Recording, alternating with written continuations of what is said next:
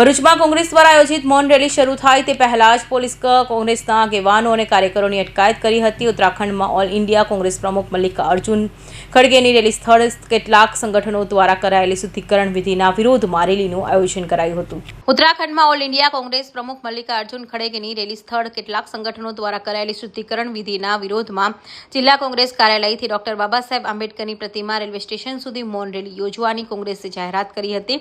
Rally માટે આગેવાનો અને કાર્યકરો એકત્રિત થતાં જ પોલીસે તેમને અટકાવ્યા હતા। આ દરમિયાન પોલીસ અને કોંગ્રેસના આગેવાનો કાર્યકરો વચ્ચે ખેંચતાણના દ્રશ્યો પણ સર્જાયા હતા। પોલીસે કોંગ્રેસના આગેવાનો અને કાર્યકરોની અટકાયત કરી તેમને એ ડિવિઝન પોલીસ મથકે લઈ ગયા હતા। કાર્યવાહીનો વિરોધ કરતા જિલ્લા કોંગ્રેસ પ્રમુખ રાજેન્દ્રસિંહ રાણાએ આક્ષેપ કર્યો હતો કે પોલીસે ભાજપના ઇશારે કામ કરી રહી છે। અમુક સંગઠનો ભેગા થઈને ત્યાં ગંગાયું શુદ્ધિકરણ એટલા માટે કરવામાં આવ્યું કે રેલીમાં ખડગે સાહેબ હતા।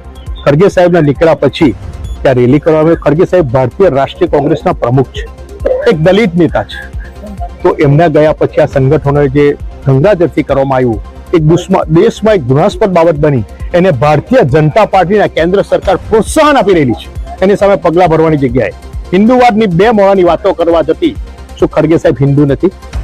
તો એની સામે આ કૃત્ય કરવામાં આવ્યું અને છતાં આ સરકાર આજે અમે ભરૂચ જિલ્લા સમિતિથી બાબા સાહેબની પ્રતિમાને ફુલાર કરવા માટે અને જય ભીમના નારા સાથે કોંગ્રેસ સમિતિ તમે નીકળી મૌન રેલી કરી અમે ત્યાં જતા હતા, તો આ ભારતીય જનતા પાર્ટીના ઇશારે ભરૂચ પોલીસ અમને 100-200 મીટરની અંદર જ ધરપકડ કરીને પોલીસ સ્ટેશન લઈ આવ્યો છે। આ કાર્યક્રમમાં શહેર કોંગ્રેસ પ્રમુખ સલીમ અમદાવાદી, પાલિકા સમય જુબેર પટેલ, જિગ્નેશ અબ્રમ ભટ્ટ, ઇમરાન પટેલ, હેમેન્દ્ર કોઠીવાલા, મહિલા આગેવાન જ્યોતિ તડવી સહિત અનેક આગેવાનો અને કાર્યકરો ઉપસ્થિત રહ્યા હતા। રેલી યોજાઈ તે પહેલા જ અટકાયત થતા કોંગ્રેસ કાર્યકરોમાં ભારે રોષ જોવા મળ્યો હતો।